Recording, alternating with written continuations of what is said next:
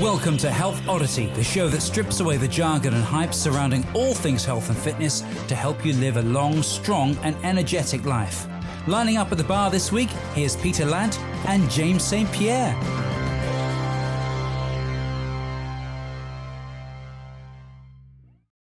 Hello and welcome to the Health Oddity podcast, episode 307.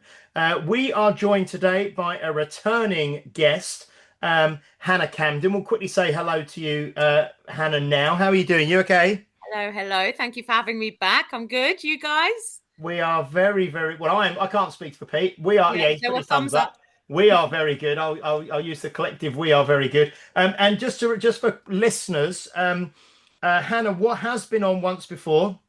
It was back on episode 183, which I just worked out was 124 weeks ago, so about 2.5 years ago. And the episode we did then was called Movement is Medicine. And we talked a lot, Hannah, about your background, how you started your business, all this kind of stuff back then. We probably won't go over all of that again. We're going to kind of concentrate, I suppose, on what's maybe been happening in the last, since we saw you last, in the last 2.5 years. So we are going to look at that. We mentioned before, we've got lots and lots going on. We've got the Fitworks training. We've got the Garage Fitworks project, stroke KBX, which we're going to talk about. We've got the 24-hour Find Your Fit, which I know you did back in 2025, and you're planning on making it really kind of big and global for 2027. So we definitely want to talk about that. And then I think since last time we talked, you've also got some more world records and you've been competing and you've had a big shoulder operation, you said. So there's loads of ground to cover. Busy couple of years. Yeah, loads of ground to cover. So I suppose, where do we start? Just in case people didn't listen to the first one, episode 183, if we can maybe just have the 3 to 5 minute recap on previous seasons, like they do on TV, when you no more than 500 words. Yeah, oh gosh, I did have to do one of those things the other day, and it took me ages. Because you do it, don't you? When you watch, I've just watched the new series of Clarkson's Farm, and then it says, I loved it. Yeah, it's so good. And then it sort of says, if you want you can watch the recap, or you can skip the recap. But the recap just kind of gets you up to speed. But tell us just a little bit about. Yeah, go on, Pete. You want to say something? I was going to say I've just watched the episode where. No, don't say which one. No, with the dogs. Oh. It's the second last one, I think. He tries. He's breeding his dog. It's quite funny. Oh my god, I saw that. That was brilliant.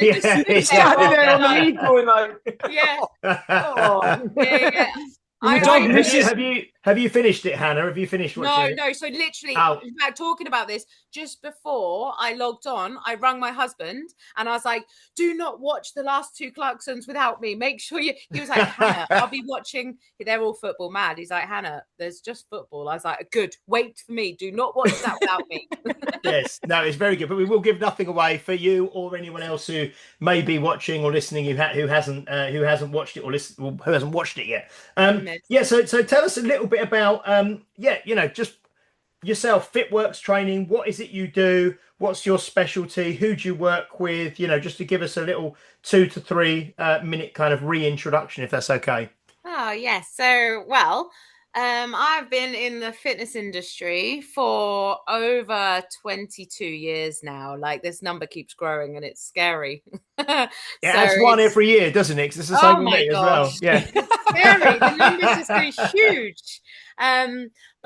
So I've been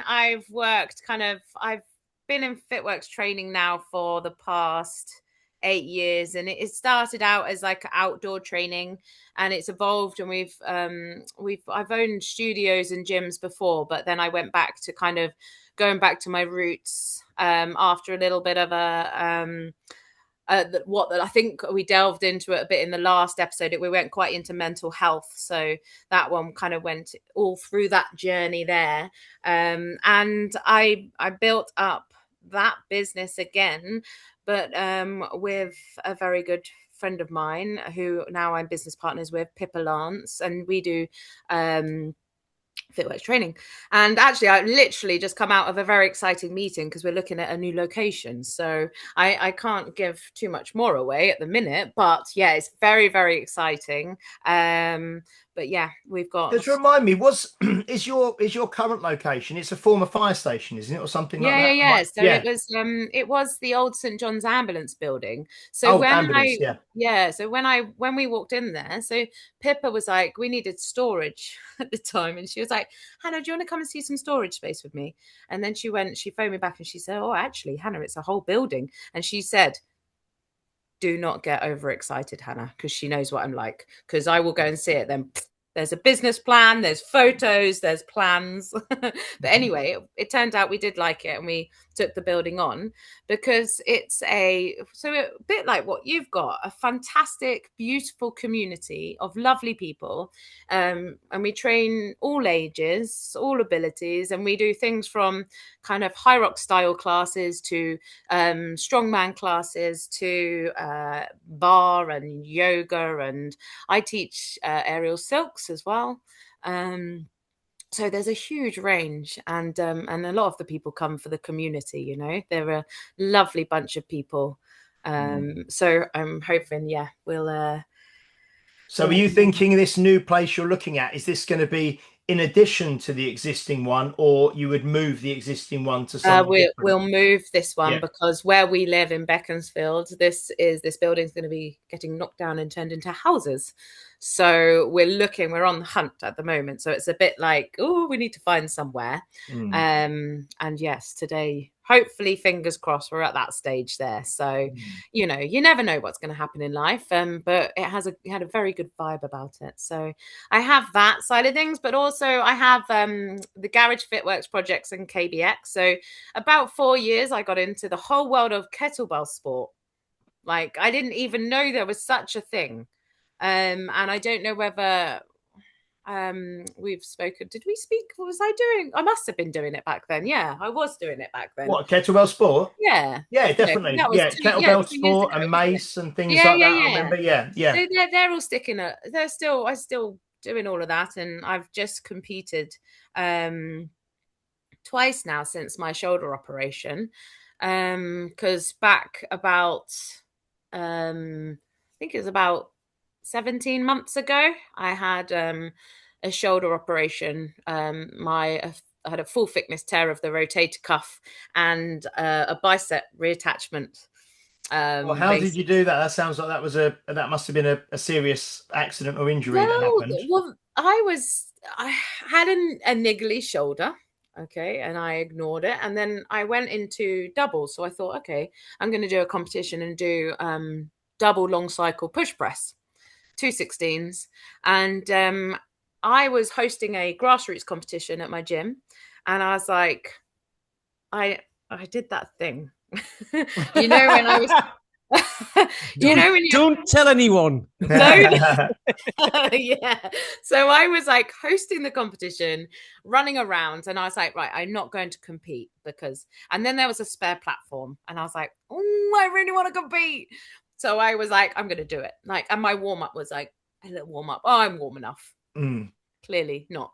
And I got into it, and then you can see it on the video because I filmed it. And as I went up, I had 3 reps left to do.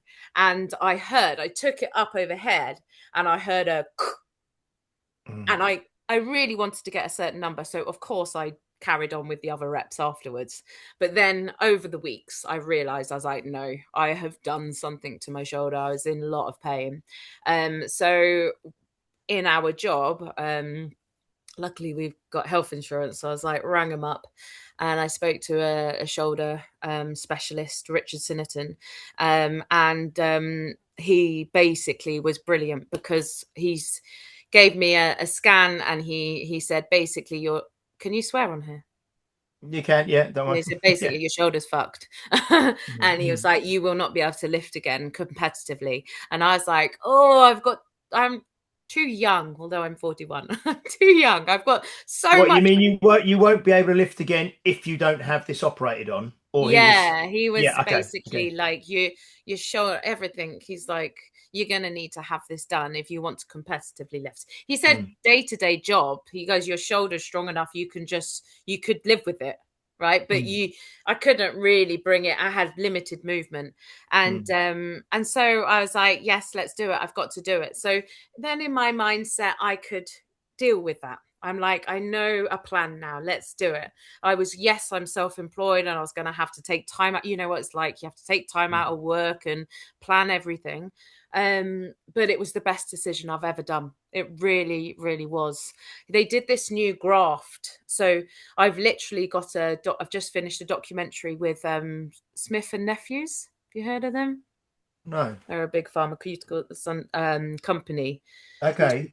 and they've asked me to do a documentary about the surgery and the surgeon, because literally I think it was 9 months later was when I was lifting in Hungary, and I got the world record. So nine Mm, months after my shoulder operation, mm. um, I was on the platform and I managed to get 909 reps with the 18-kilo kettlebell for an hour.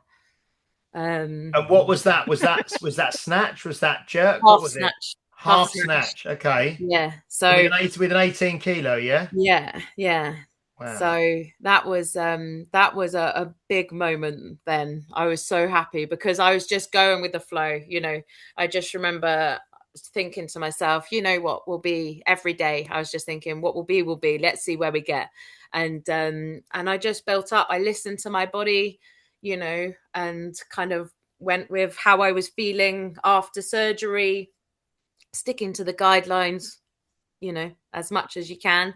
But when I went in for my month post operation meeting with Richard, he was like blown away because I walked in and I just took my sling off and like had my arm by my side, and he was like, well, you're doing all right then. and Mm. because there was a guy that had the operation like the hour before me, and he didn't move his arm out of his sling. He was very tentative, you know, Protective. Yeah, very very, protective of very it. Yeah. protective. And Yeah. it's how, you know, your mind body association, it's everyone's so different, right? But in my mind I was like, okay, can I do this? I definitely couldn't move it, you know, at the beginning because obviously it needs all the healing, but I was still lifting bells when I could on my other side. So I was still moving, getting the blood flow going, training all the way through. I think Mm, I've had about a week off, 2 weeks off, and then I got this mm, side going and got this bit mm, moving.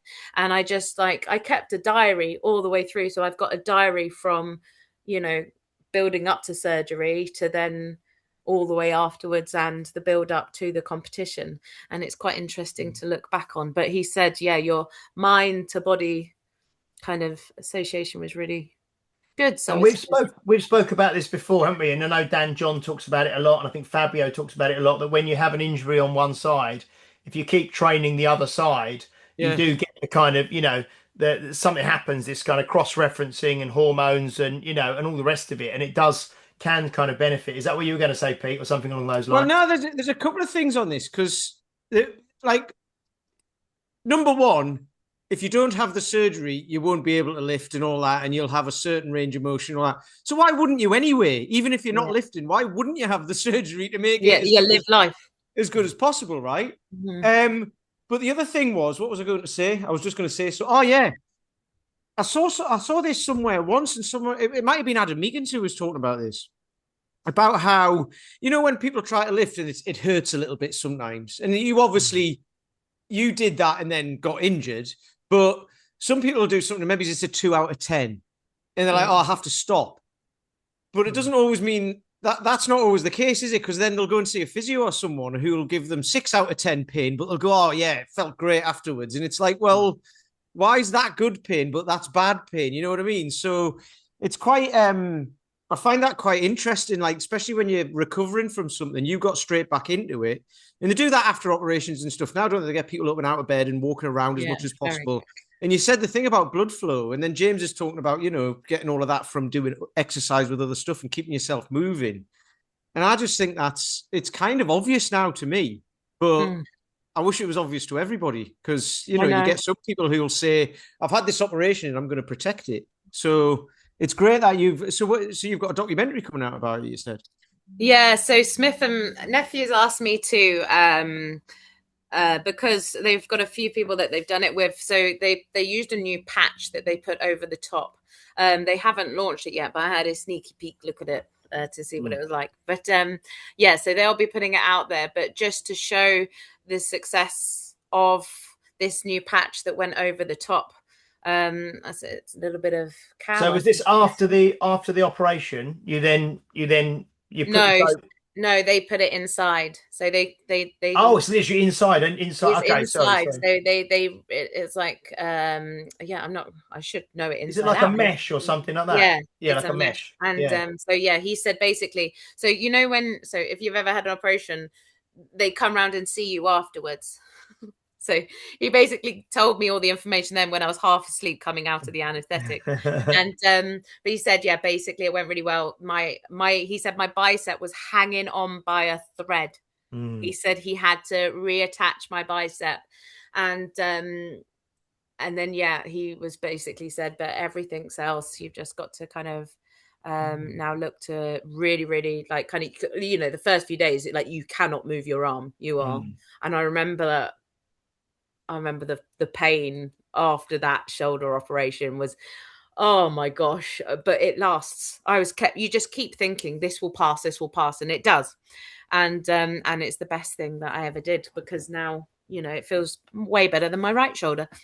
Okay. It's like you're full of arthritis through there, Han, but because I have that at the gym. We've got a number of people who've had, like, say for example, take a knee replacement, for example, and some people really fastidiously, if that's the right word, follow the instructions given to them by the sort of the surgeon and then the physio team, and they get really good, like Mark Rifkind has had, I think, 2 knee replacements, and you can get really good movements. You can bend more than 90 degrees but you have to kind of start working it like quite early, because otherwise the tissues around it kind of tighten up and stiffen up and clamp to it, and then you don't get that movement back. Whereas we've got maybe a couple of other people who've not done the exercises as thoroughly or as consistently, and a couple of years later, they don't have that movement in the knee where you can have the movement. So I think, like you say, it's just your mindset around rehabbing from the injury. And like you said, someone else had the operation an hour before you and have had totally different outcomes because they didn't do what you did. So I think, like you said, the mobility is so important. Like, it's like anything, even if you don't need an operation, and if you start, as we start to get older, if you start to stop working, your mobility starts to go. You can move. You can move less, right? And it's horrible when you can't move. Everything's a lot harder. So keeping that mobility is just so, so important. And have found, yes, with every year that goes on, you definitely, that warm up and that mobility is so important. So important. I did a thing the other day, which I was teaching a kettlebell class, and there's only a few of them, and they were quite mobile, really good group, and we were doing Turkish get-ups, and I was like, right, well, try this. And I said, just with no weight to begin with, but like when you do a double Turkish get-up with the 2 bells, and you come up, and then you're here, and you have to go into like a shin box, and then you kind of shin box up, and then step and stand. And I haven't done it for years, but I like when you think. Please tell me you filmed it. No, I didn't film it, but I did say, because I haven't done it for years, and I just thought, but because I always used to do it no problem at all, I thought, well, I'll just demonstrate this, So I got a pair of 8 kilo kettlebells, and I kind of got up, and I didn't sit as well in the 90-90 position, the shin box before. It was really like, oh God, right, okay, right, I think I'm no go at this. It took me a couple of goes, and we say it all the time on here, and it's common sense for most people that use it or lose it. But it's so interesting that you think, well, your mind still thinks, well, I used to do that no problem, so I'll definitely be able to do that again. And if you haven't practiced it it wouldn't take long to get back, but it's just that you just have to start doing that again and getting it back, because you do lose it, don't you? It's the biggest is finding the time for it, right? And then, because oh my God, if you look at everything, so I tend to say to people, use that time to work on your breath work and your relaxation, time to calm your central nervous system, because everywhere we're always so busy nowadays, aren't we? And then we realize that if you look into things, you go, oh, I've got to do this and this and fit what in, I've got to do this and this and this. And then, if you notice and acknowledge, like,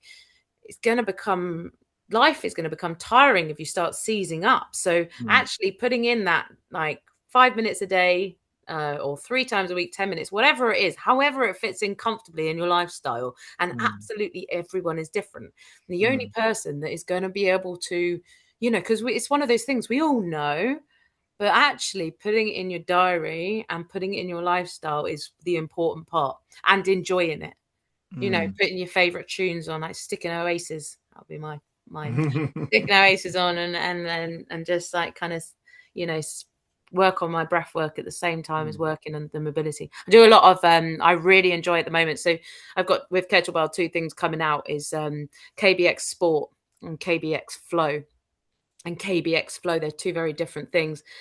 I suppose you've got your mobility side of things. So the flow is with a very, very light kettlebell, and sometimes just even doing the movement with your body weight first of all. It's great for cognitive function as well. So get your right and your left side of your brain firing, and it frustrates the hell out of people, but then when you get it, you're like, oh my God, yeah, that feels really good. But because you're thinking about remembering the movement pattern, you're not really thinking about kind of where you're putting your body. And you're like, oh my gosh, I'm doing all these mobility movements. So you're kind of doing it. And then you've got music on it's a great way. So the KBX Flow is a good way that I get people enjoying mobility. Is that going to be an online program, or is that an in-person thing? So I'm online at the program, moment, I'm in the middle. I'm nearly there with developing an app. Oh my gosh, right? And people will laugh at me because you're lucky I'm on this computer in front of me and switched it on without breaking it, right? But I'm developing an app at the moment where it's got 2 of those systems. So I've learned a lot through being in the going through the kettlebell sport stuff, right? I've gone, oh my gosh. So you need to have a kettlebell, and then you want to film yourself, but then you need a timer. There's so much you need. And I'm like, so what I'm hoping that, you'll be able to switch on and you'll be able to film your kettlebell sets. But then this kettlebell flow is going to be, you can be a part of a community where I will be putting out 1 flow a week. And then in this flow, I break it down into manageable chunks. So you can learn each bit of chunk of the flow and then put it all together as well. But the thing I love about it, right, is you can have this flow. So I could teach you both this flow, right? And you could make it both look and feel so different, because you could be on a day where you're feeling stronger and you go, right, I want to work a little bit harder. I'm going to use a little bit of a heavier kettlebell once you know it. And then it's slightly slower. Or you might be able to pick up another one and then, stick a song on that you like and then get it to a certain beat kind of thing. And it makes me laugh because people are like, oh, it's like dancing. And I'm like, whoa, I'm not a dancer. I was just going to say, I'm not a dancer. I was just going to say, which you won't like, I'm sure. But my mum does Zumba. Yeah. It's in this Zumba for like I think it's for over 50s, but most of them are like in their 60s and 70s. Yeah. And with this trainer called Steph, and I follow this trainer on and this is why I'm going to say I follow this trainer on social media now and things, and she puts out each new kind of routine, if you like. Yeah. And what's quite nice is she puts it out and she'll break it into chunks so that people can practice it at home, so that when they come to do the class, it's not like the first time they've done it, so they can build up their confidence and stuff like that with it and do it. Yeah. And it's kind of similar, isn't it? Because some people are very, very coordinated and naturally, like you say, good at dancing, good at beats, good at remembering routines and things like that. But other people will find it really, really difficult, won't they? Yeah. I have worked with a few clients who have had strokes in the past as well. And it really, really helps. I know that use a lot of mace and club work as well with them, because it's really, really good for, working their body. Nothing too heavy, but with the leverage and stuff with the mace. But it really, really works, challenges their brains, and you see, like, it's tiring work. I mean, it's knackering, but that's it. It's breaking it down, and that's exactly what I got, because I teach it. I can teach it as a class. So as soon as I get my app, or the way of getting it, I'm very close to getting it out there now, that they'll be able to download and see the flow, and then we learn it. But it takes a couple of weeks, kind of thing. But it feels really good once you manage. It's a bit like, I suppose, if you've ever done boxing and you do a boxing sequence or a combo or something like that, it feels so satisfying when you get it. And so it's just like that, and you're doing loads of different movements with the bell. And so that's one really lovely way of doing it. But then the other side of it is the KBX sports style that I've done. So I've created a whole badge system. So, in jiu-jitsu, or, kids swimming badges, right? I've written a program where you can earn your badges. So from everything from beginner to showcase masters, basically. And so there are these little test levels that you can do, and you just work your way through them, and you get like a KBX badge and a certificate every time you've done level 1, 2, 3, 4, 5.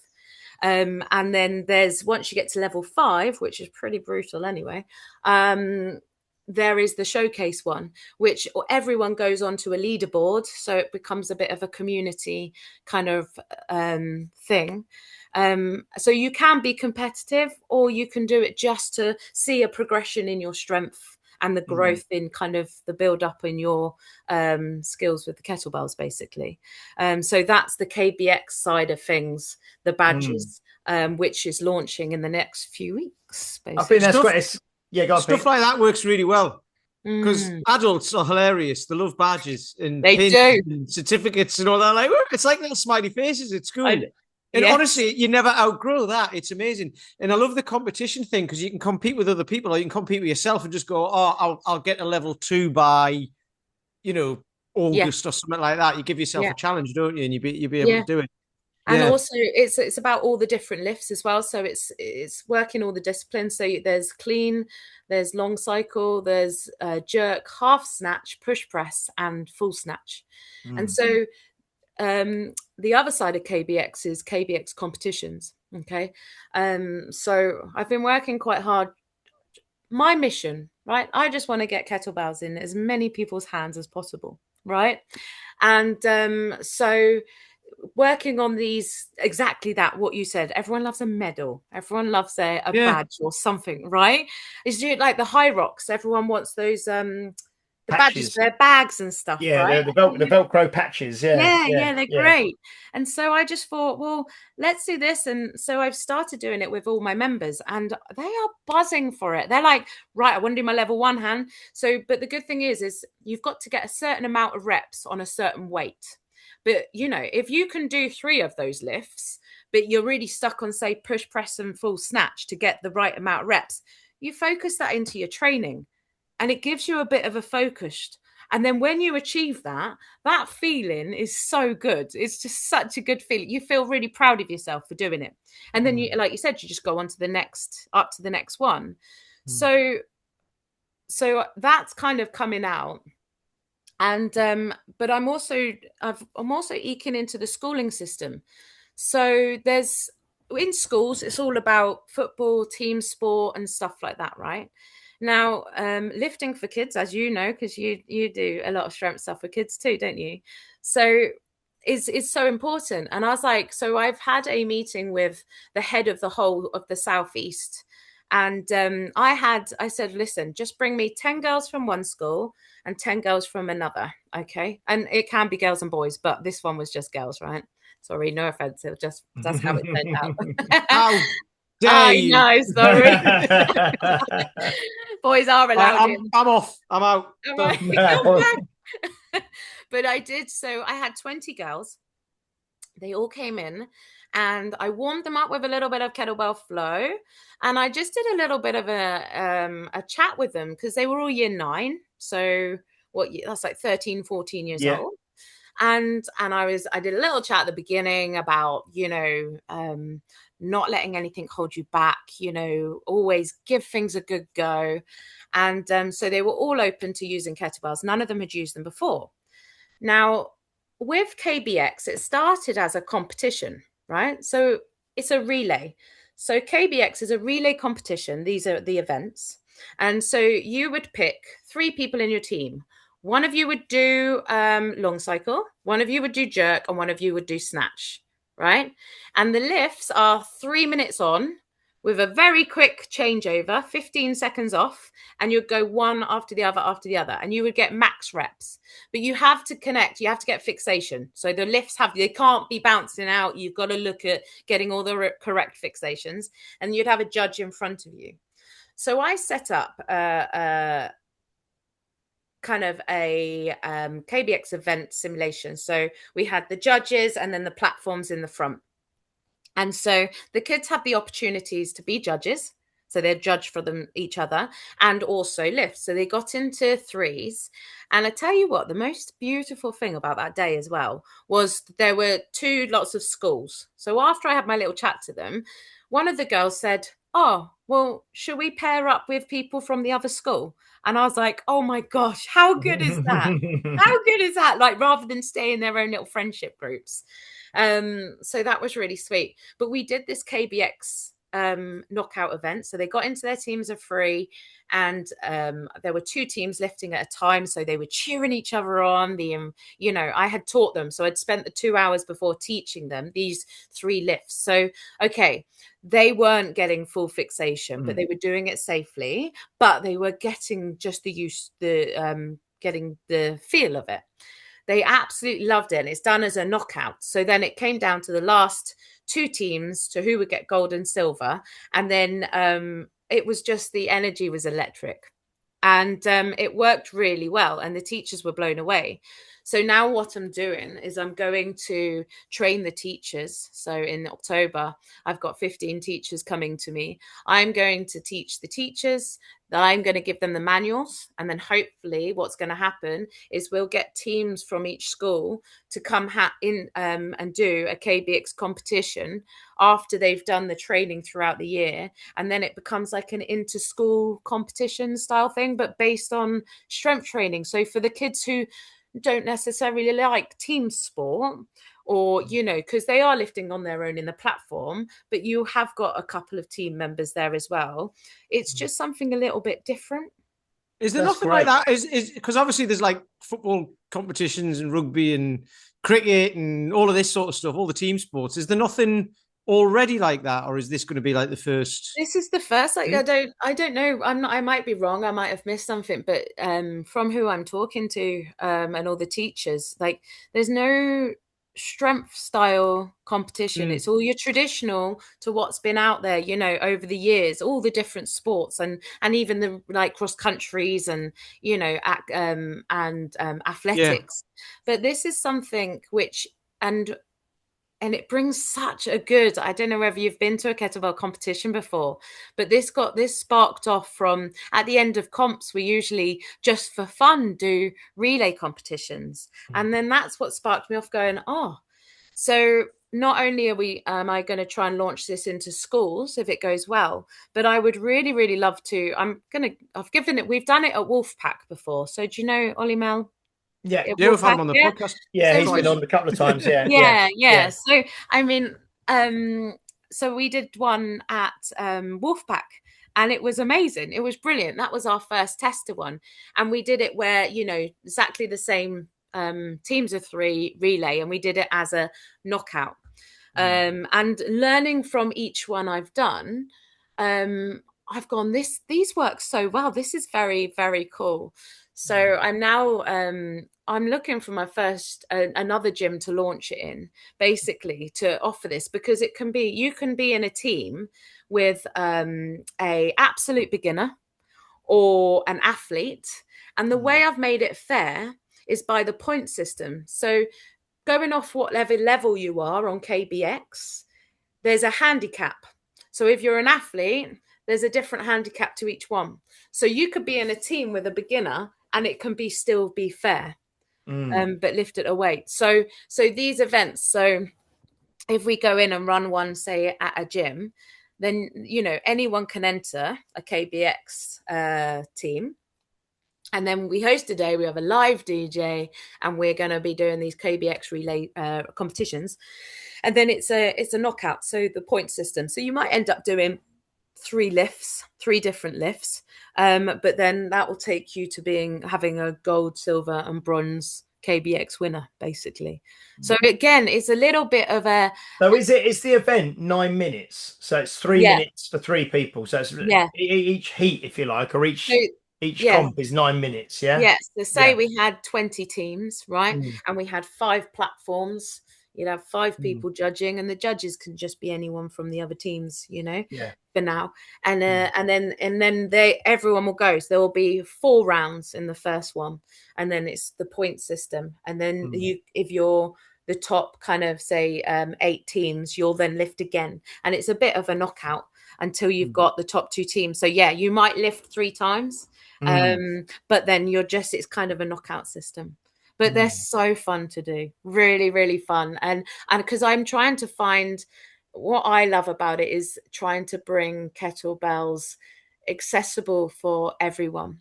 Because when I jumped into it, it was straight away, let's try and get into the England team. And that's great. That's really great. And I managed to kind of do it, and I've managed to go on my journey. But I'd love to get more and more people into kettlebells. And this KBX way is just a really fun way of doing it. Yeah, 3 minutes is really accessible, isn't it? You know what I mean? I think it's great as well, because, like we say, in schools and that, there's team sports, but this is like, it's an individual sport, but you do it as a team anyway, don't you? You've got a team of people with you, then you're all together. And I suppose it would be relatively cost effective for schools as well, because you only need a few bells, don't you? And then... so you just go, and also 9 times out of the 10 these kids will get into it, and they could buy a bell. So I'm linked up with physical company, and they might want to buy a bell for home, because they'll have the programming. So these kids might want to do their training at home, because the only space you need is a tiny little area of space.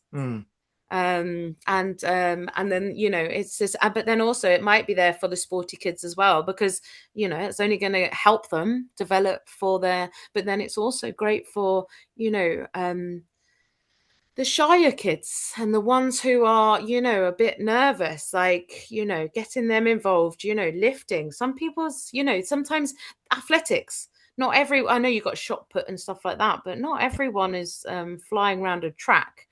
It's just, it gives it that something different for all kids, and it does give you confidence. It really does. Yeah.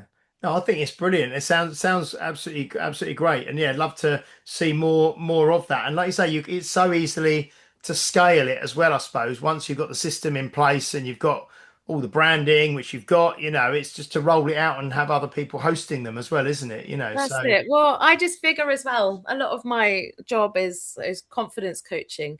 And, when I'm going through times like this, I think about, oh gosh, because, this could get quite large. I just think, well, I never know until I try. And if I keep trying, we learn along the way, don't we? It could get quite large, but why are you doing it? You know what I mean? Because this is one of the things I've been finding out is people are, and I've known this a long time, but like you start to see it more when you do things like this. Is like people are scared to succeed.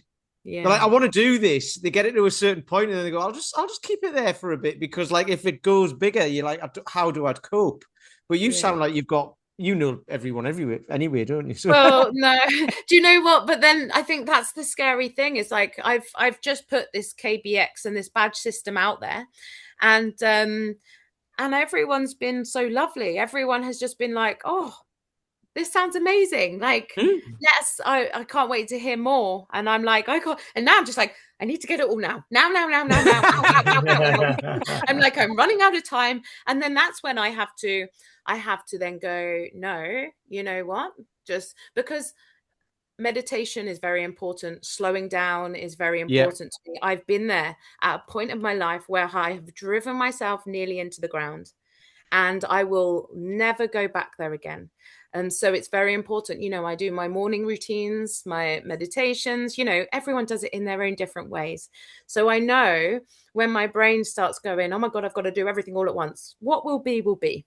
I know what I want to do. And I'm the same in competition, right? When it comes to competition, as soon as I start thinking about the other girls on the platform that I'm against. So I just did military snatch, right? So the last competition we did the IUKL in York. So it was brilliant. It was up the road. It wasn't another country.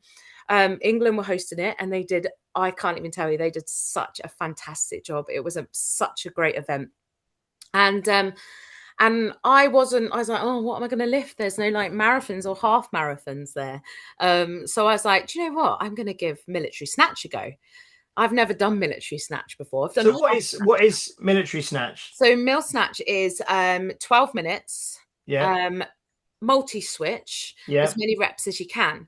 Now the leap in weights on the IUKL are huge. So for women, you either have to use a 16 or a 24, right? And my biggest dilemma, right? Oh my God, this is just my biggest dilemma was like, right, I want to do mil snatch. I'm going to give it a go.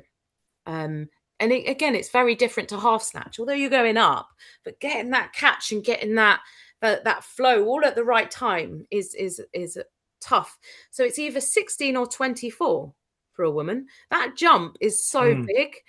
And I was like, I could do a 16 for 12 minutes, right? Don't get me wrong. It was hard because you can go at speed, and it is very, very hard. But in my head, there was a silly little demon, which I'm glad I listened to, going, just push yourself, Han. Like, go on, give it a go. You can do 16. I could only do 4 minutes with the 24. And I had 8 weeks to train. And I was like, oh, I don't know. And what was holding me back was what was holding me back was going, oh my God, people are going to laugh at me if I can't do it. Or ego, or they'll go, think. Or who does she think she is, and stuff like that.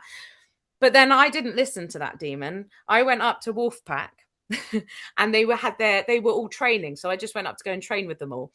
And I love them. I just love everyone in kettlebells, right? Everyone's so lovely. And they were like, Hannah, just try it. They were all doing their qualification videos. Just give it a go. And I was like, yeah, but I've got to get 100. I've got to get 90 reps to qualify. I was like, my max is like 4 minutes. And anyway, Ollie was stood in front of me and he was like, do you want me to count for you? And I was like, oh, okay, let's do it. And he did it, and I got 100 reps. So I qualified. And then in me, I was like going, oh gosh, I've qualified now. So I may as well bite the bullet and just give it a go. And you know what? I am so glad I did. It was the hardest 12 minutes. But I've also written up a book called The Still Mind Protocol, because I've written up how it's just as much. It's not just about the physical training. It's about the mental training as well. The adrenaline and the build up towards a competition to the actual day just gets bigger and bigger and bigger. And you've got to keep that control there. Keep your nervous system relaxed. I had to stay in my lane. I found out that I was lifting against the world champion, Liga. She is the most wonderful person. But I was like, oh, great, brilliant, great. I'm going to be lifting against world champion number 1. She is unbelievable. And I was against someone from Estonia and Latvia. And I was like, okay, there's going to be little old me. Apparently the Eastern Europeans are quite good at this sort of stuff. They are made from different stuff. So strong. But it's in their schooling system as well. I think a few of the countries it is anyway. But yeah, anyway, I was really happy. In my mind, I'd only ever done 10 minutes, right, up until comp. And then I was like, right, 2 minutes more, I can do it. And I managed. I had to put the bell down, or it slipped out of my hands with 5 seconds to go. Do you know what? I'm taking that. I'm taking that. Yeah, I'm taking that. So yeah, so what were you doing in terms of, because obviously just to explain to people, you're not allowed to put the bell down. If you do, you finish the set. Is that yeah, right? Yeah. yeah. So So with 12 this one, minutes. Yeah. yeah.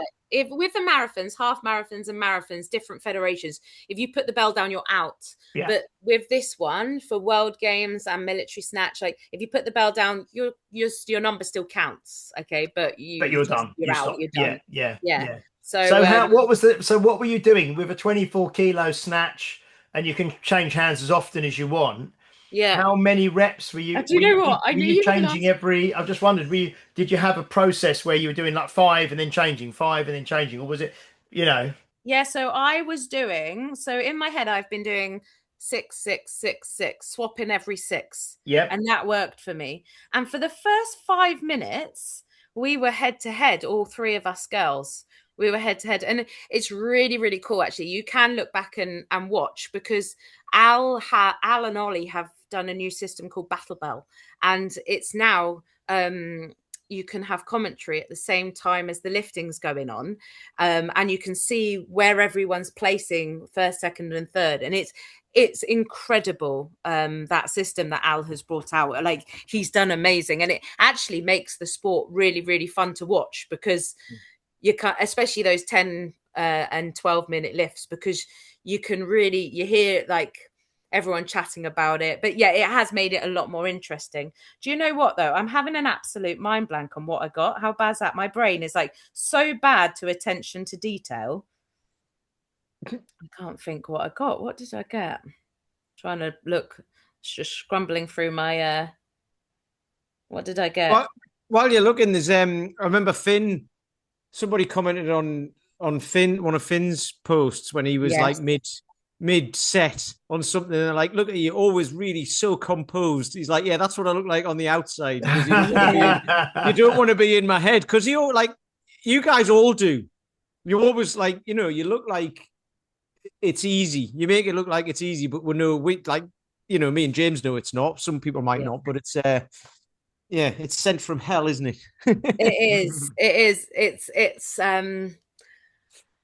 It's been really interesting, actually, doing the marathons and now doing the shorter 12-minute set. I think one of the biggest things that kept me going was when I was walking onto that platform. My mantra is, step on the platform with confidence. Just step on that platform. I've done the training, and my training, with training, you have your good days and your bad days. And you don't know how you're going to be on the day of the event. You just don't know. So I figure during that week before, I'm working on my nervous system. I'm working on just staying calm, the food I'm eating, and then just giving myself the best shot before. And I was not only that, I was looked at the timetable, and I was the last flight of the whole comp. So Sunday at 4:00, I was like, oh, great. Okay, brilliant. But yeah, I smashed my PB. I think I got 176 or 178 reps. It's really bad. I should know that, because but the first time you did it at Wolfpack, you got 100. Yeah, 90. Yeah. 90. Yeah. 90. So I had to get 90, and I think I stretched to 100. Yeah. Yes, yeah, you got 100 there, and you got 170 something, you think. 176. Yeah. Yeah. Wow. So do you know what? One of the biggest things I always say to all of my clients and everyone, I was like, with training, have a plan. Life throws stuff at you all the time, but just show up. Just show up. Just, again, it's getting to know your body and yourself. If you're feeling ill, and if you've got to sleep and your body needs rest, but otherwise just keep showing up.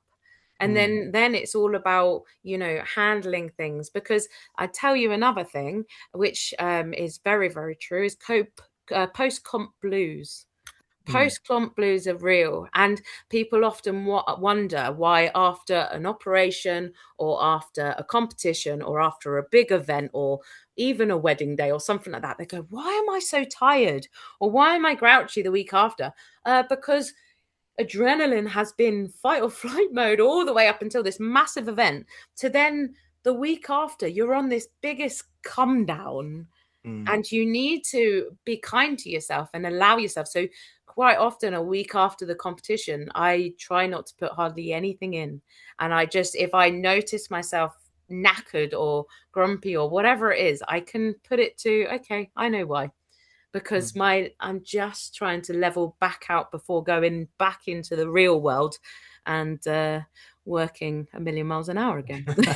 It would be, do you know what would be crossed my mind? And I don't want to put this in your head because I get the idea of what you like, and this might set you off on one. And I apologize if it does, but it would be really interesting to see what this does with kids, like with exam results or with focus at school or like anything like that. You know what I mean? Or with dealing with pressure of exams or I don't know, SATs or whatever they all. I should know because my missus is a teacher, but you know, with all of that, because there's a lot of pressure in school, isn't there? With all of that stuff. So it'd be really interesting to see. And obviously, sport helps like kids with lots of stuff like that. But some kids aren't into it.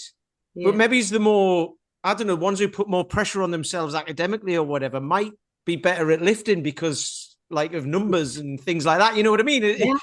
Like how it all works. So that would be interesting to see if you can get that sorted and get some data in the next couple of years. We'll get you back on again. Yeah, let's see. No, I'm really excited about what's to come. I mean, we haven't even touched on the 24-hour. I was just going to say we've got just in the last sort of 5 minutes or so. Just talk to us a little bit about this 24-hour Find Your Fit, which I know you did in 2025, and you're looking to do this big in 2027. You've already got the date and everything set.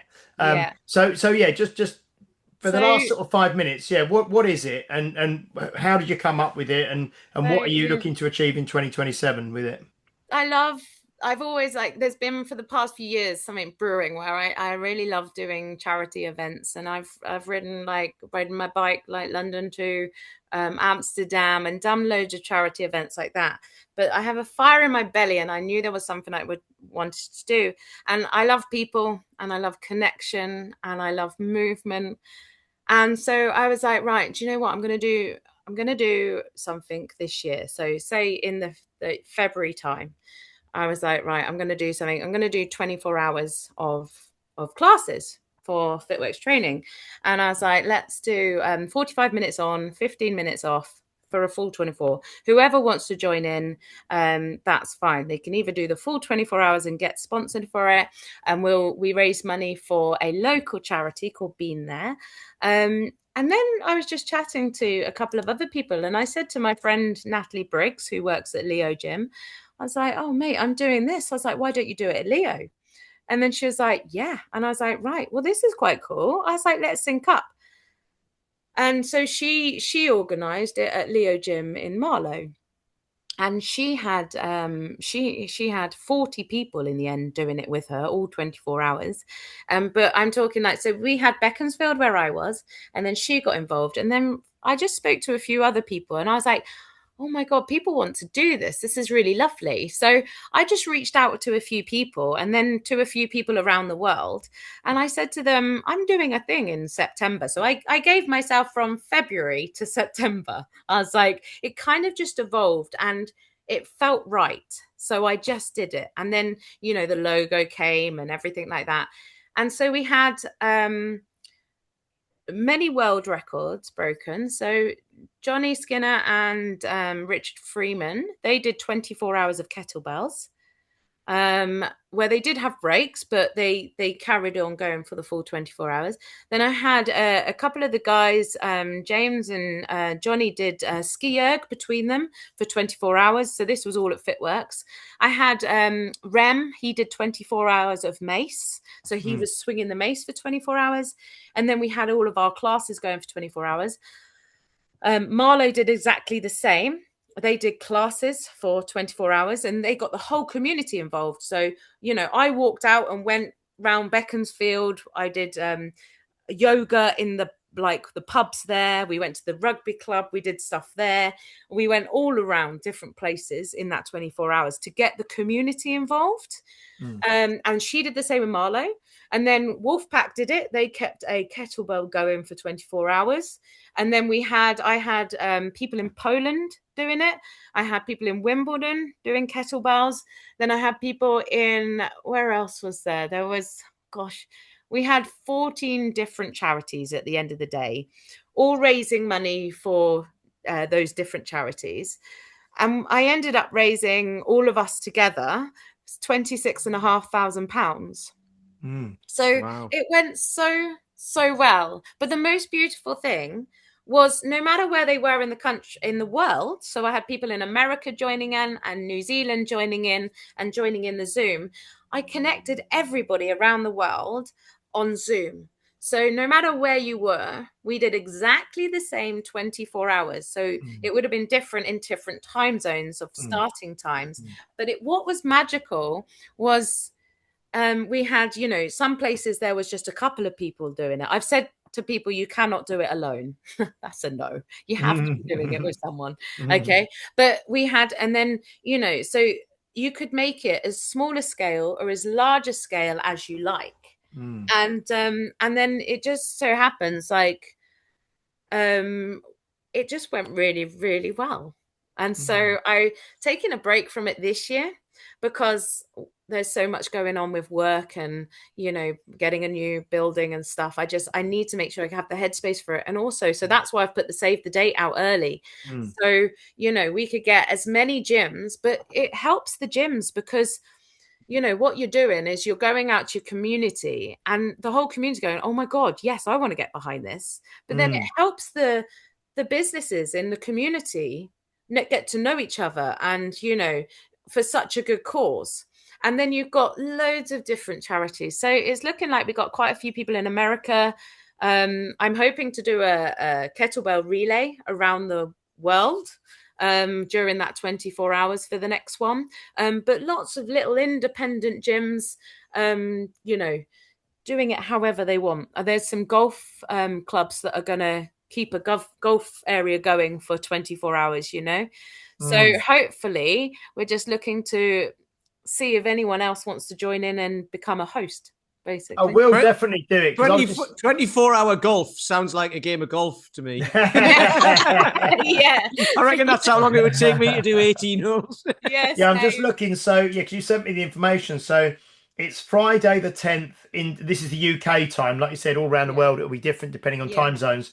But Friday the 10th of September into Saturday the 11th of September. And in the UK, that's going to be midday on the Friday to midday on the Saturday. We'll definitely get involved at Unique Results because we did, I don't know if you know Mark Tonner, he did Lift for Life, which is a 24-hour deadlift marathon, which he had quite a few gyms doing, and we did that that was over Christmas, and he had the same thing. He had gyms all over, but we were all linked up, so you could see all the gyms on the screen in the gym, and everyone was doing it. It was really, really good. So no, that's something. Oh yeah, I'll definitely get involved in that. That'd be great. And it's great that you can have lots of different things going on, so you could have, like you say, different people within the gym community or within the wider community doing, someone doing more of a strength-based thing, someone doing, I don't know, spinning or something, someone doing kettlebells, someone doing walking, whatever it is they want to do. You can literally pick and choose whatever you want to do. And what I tend to do is just I'll chat to the host of each place, and then we just get it into place. And there's you can, but another thing with the 24-hour Find Your Fit logo, you would put your logo in the middle of it, so it keeps it unique to you, so it can push your logo out there and your business out there into your own communities, basically. No, it's great. We'll have a look at that as well then, because if you want to do some walking, we've got plenty of people who do that. 24-hour walk. I was just I'll going to go for a 24-hour walk. I've done it before. I'll do it again. Yeah, that'd be brilliant. Yeah, quite enjoy it. Yeah, we should definitely. Well, we'll talk more, but there'll be. So I'm just kind of putting the feelers out there, and then anyone who wants to join in, literally, they just need to save the date at the moment, and then just make sure I've got the details, and then nearer the time, or not nearer the time, but soon, you'll get like a pack sent to you about, and then you can put in as much, make it as big as you wanted to. But then together, collectively, we're a part of something much bigger. And everyone raises money for like a local charity or something. Well, any charity that is close to their heart. Yeah, brilliant. No, love it. Absolutely love it. Oh, that's been so good catching up with you, Hannah. I'm really, you've got so much going on. God knows, I haven't got a clue how you juggle it all. But no, that's really, really good. No, that's absolutely. Oh, I just mentioned. I just said juggle it. I was thinking about. Have you done any kettlebell juggling before? Yeah, so I do. I've dabbled in it. Yes, yeah. I have done a little bit. They've tried to get me to do the competition last year. I went to London to go and meet them all. And to go and do I did some juggling in London parks with them all after the competition, but I didn't actually enter it, but I have done it. Yes. No, I just wondered, because we had Elisha on here. Do you know Elisha? Oh, yes. Yeah. So he's who I met. Yeah. Yeah. So we had Elisha on here, and it just made me think, because you said about the kettlebell flow, and you do it with a light kettlebell and all the movements and how because so we had him on. He was great as well. But there's so much different things you can do, which is fantastic. But no, that was really, really good. If people want to follow you, find out more, about any of this stuff, about the KBX, about the 24-hour Find Your Fit, I mean, where's the best place for people to start following you on social media so they hear all this information? I'd say the best place is Instagram at the moment. So there's a KBX page. There's then my Hannah Camden page, which is a bit of everything on there. And then you've got, the Fitworks on there and the 24-hour Find Your Fit. Each of them have their own different pages. So most information goes on to there. But as I said, there will be an app coming soon for all the kettlebell stuff. Brilliant. No, that was great. Really good, Pete, wasn't it? Really interesting. It's fantastic. Yeah. Yeah, really good. Now I can see that. Now. I feel like I did all the talking. I'm sorry, guys. Yeah, I like that 24-hour walking souls. That'd be I think that would be amazing. Yeah, that'd be great. Brilliant. Because I mean, I've already thought about it, but I could put together a route where we'd never double back or anything, and we could just start, and people could meet us around the way and stuff like that. So, it would be so cool. Brilliant. You're on the list. You're on the list. Put me on. Oh dear. Put me on the list. Put me on the list, Hannah, as well. That's great. Oh, thank you so much for having me, guys. Brilliant. Thank you so much to Hannah. Thank you to Pete. Thank you to everybody for watching, to all of you for watching and listening. Please do like, share, subscribe, leave a review if you're watching or listening on a platform that allows you to do so, especially Apple Podcasts. And if you are a trainer or if you run a gym anywhere in the world and you want to get involved in this 24-hour Find Your Fit 2027, then reach out to Hannah or reach out to us and we'll put you in touch with Hannah as well. But that would be fantastic. So thank you, everybody. We will see you next week for episode 308. Until then, bye-bye. You've been listening to Health Odyssey with Peter Lant and James St. Pierre. To get your regular fix of hype-free health, you can subscribe and leave a review wherever you get your favorite podcasts. You can find out more on today's and other topics at healthodyssey.com or find us on Facebook or Instagram by searching for Health Odyssey.